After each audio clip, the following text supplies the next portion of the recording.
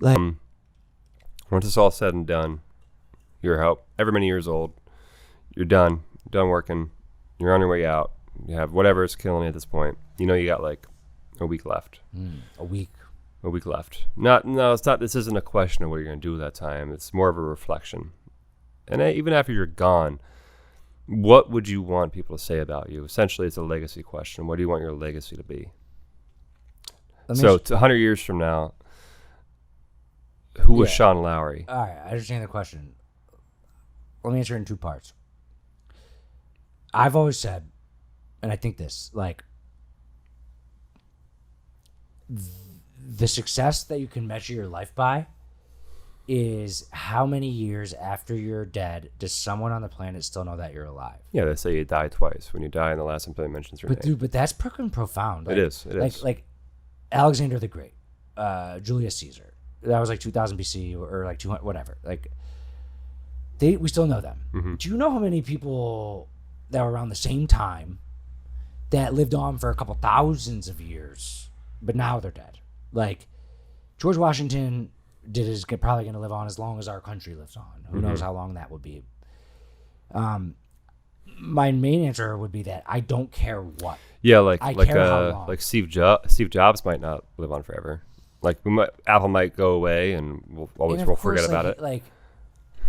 But right now, he seems like he's going to live forever, but that's not true. And like forever's a long fucking time.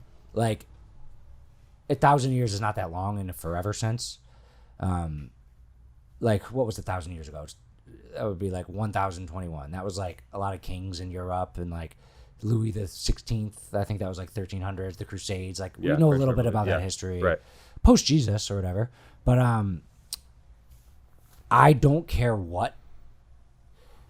Obviously, you have to think about what, but I do care how long. And like Hitler might live past Steve Jobs. And now here's me again saying like things that sound bad. But I do care. I think, and I think that's a fun game to play with yourself because like it could be through many different senses. The most way most people die is like your kids love you, your grandkids love you. Do you know who your great grandpa is? No. Like I don't either. And like with technology and stuff these days, and Twitter accounts and Facebook accounts. Facebooks, yeah. Like how cool would it be to go look at your great grandpa's Facebook account? Pretty interesting. You wouldn't spend your whole life obsessed over it, No. but you'd go back and check be it like, out. Yeah. Dude, Yeah. Grandpa May, like he's Right. like, okay, you had a sandwich, it's spaghetti. like oh, I like spaghetti too. Oh, that's awesome. Like in that sense, you still know that he exists, and that is gonna take the average person's existence capacity longer. Right. Yeah, it is. I didn't think about that. Now there's the literally one person in a bed in the entire world knows that you exist versus like the impact of everyone in the world knows you. But like there's length and there's depth. Yeah. And like more depth will actually help you have more length. But I'm saying if I use the measuring stick as length, just length, it doesn't matter if just one person, one time when the world knows you in 10 billion years from now. It's like a secret message that one person passes on, and only one. Like if they use length as the measuring stick, I like that measuring stick for some reason. I don't know, just because I thought as opposed to depth. As opposed to depth, in that sense, I don't know. Depth is probably better. I don't know. It's a dumb game to think about how long you live on after you die. What's more important, more people or how long? How long is cooler? Whatever. That is like my thought on it. I think one of your goals should be to live long as you can after you die. And the average person's kids, grandkids, if you start a business or if you like have a bridge named after you, and like there's this bridge in my town, like, and I go over it and it's like some dumbass name, and I Google the name of the bridges because I'm like, that's that one guy's way to live on. Like I'm gonna look up who he was. Then I think about him for 48 seconds, then I never think about him again. Yeah. So that guy lived in my head for 48 seconds. Good for that guy. Right. Like, so that's that part of it. But like, for what? Right. That's the next question. Right. Obviously. It's a hard question. It's a super hard question. Obviously, you would want it to be something that I would love to be the guy who created the internet or the guy who created the microwave. Or, Dude, I don't even know who invented the internet. I mean, Al Gore. No one really knows. No one really knows who invented the microwave. Like, a lot of inventions are like building upon past technology over a period of time, and like not one person gets credit, but like, it would be to be fucking awesome. Like, my favorite person is probably Mark Cuban. And he's not as rich as Steve Jobs or Elon Musk. Like, he has not created businesses that have impacted people's lives to the extent of a Microsoft or an Apple or a Google. Not even close. Right. He's kind of made his like couple billions. Like, you know, he sold a Micro Solution, or he sold his like radio broadcasting thing that Yahoo bought. He stole the stock at the right time, got billions. That company died. Like, he made his billions like more for himself than like impacting the world. Yeah. But now he owns the Mavs and like he has political aspirations and like he's the number one person I want to be president. But like, the difference between Mark Cuban and like Jeff Bezos is like, Jeff Bezos goes on a podcast and talks like he's responsible for like the shareholders and that was the thing with Elon Musk. Like, and that's pretty cool of Elon Musk to not give a fuck about his public perception. Yeah. Like like Elon Musk has the perfect balance of like his public perception as a shareholder. Like, if I do something embarrassing, like it's embarrassing to my employees publicly.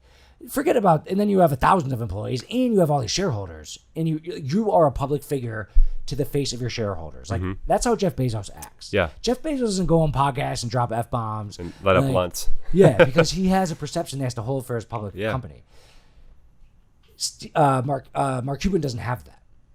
He doesn't have a public board of it. Like, he has the Mavs. Dude, the Mavs is a small organization.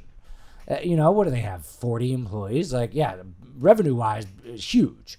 Valuation-wise, huge. Market-wise, huge. But, like, he doesn't have a lot of people, thousands and thousands of people that are employed by the Mavs. Right. So he can kind of be a cool-ass dude with his billions, invest in different things, be on TV. That's pretty fucking cool. Yeah. I'd like to be like that. Shark Tank.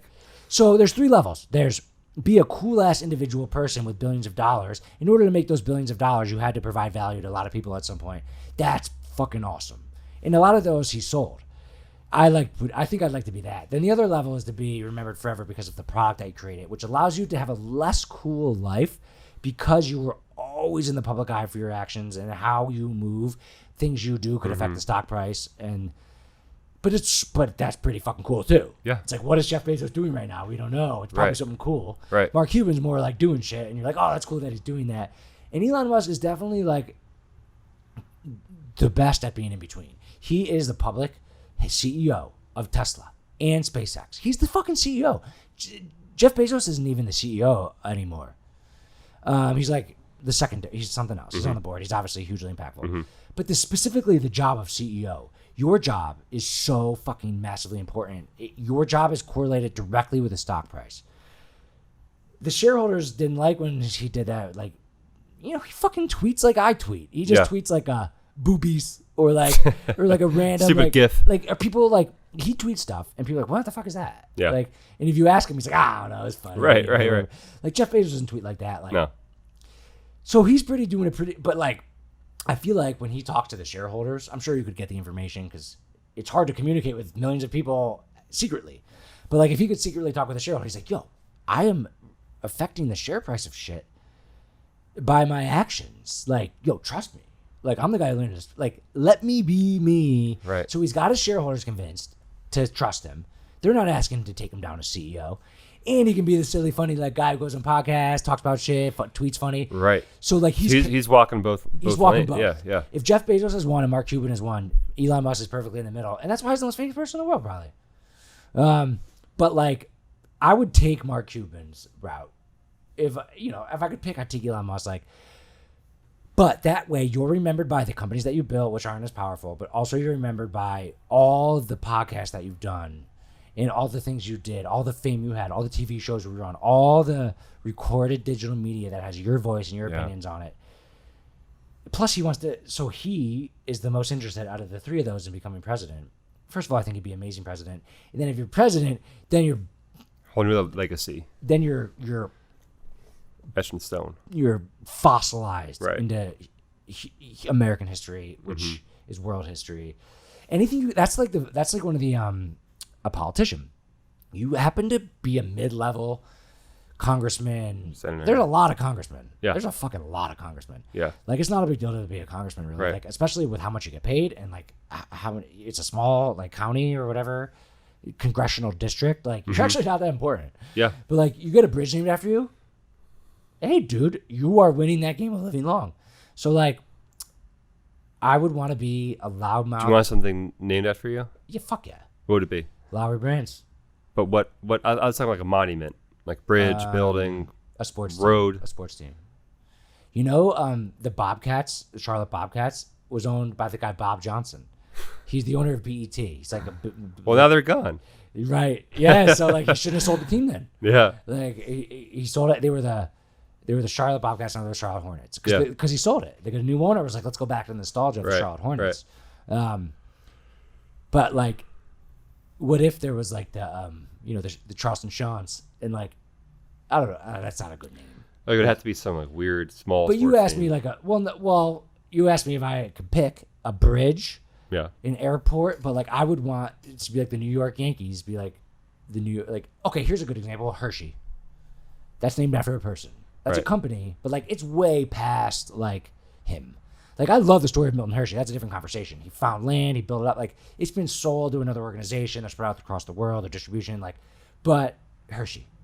Yeah. Nobody knows who he was. I mean, not nobody, but a lot of people don't. but all you gotta do is do a quick Google. Right. Like that. But like when people think of Hershey, they don't think of the guy. No, they think exactly. of the candy. That's my point. That's a good one.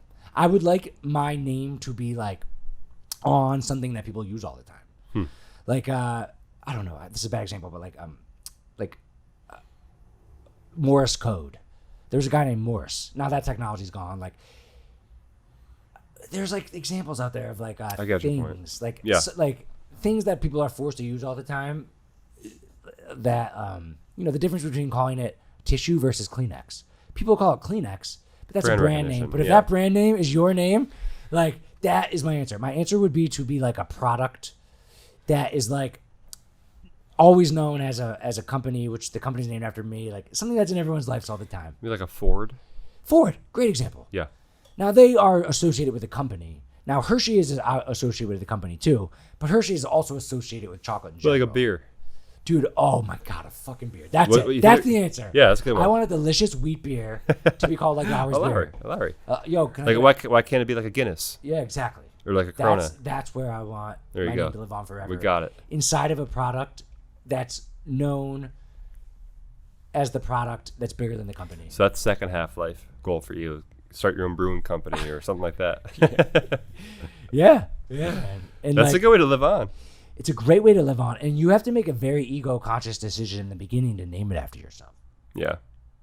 But As like, opposed to naming it like Blue Moon or yeah, something exactly, like that. Yeah. exactly. That's funny. So that's my answer. Cool. All right.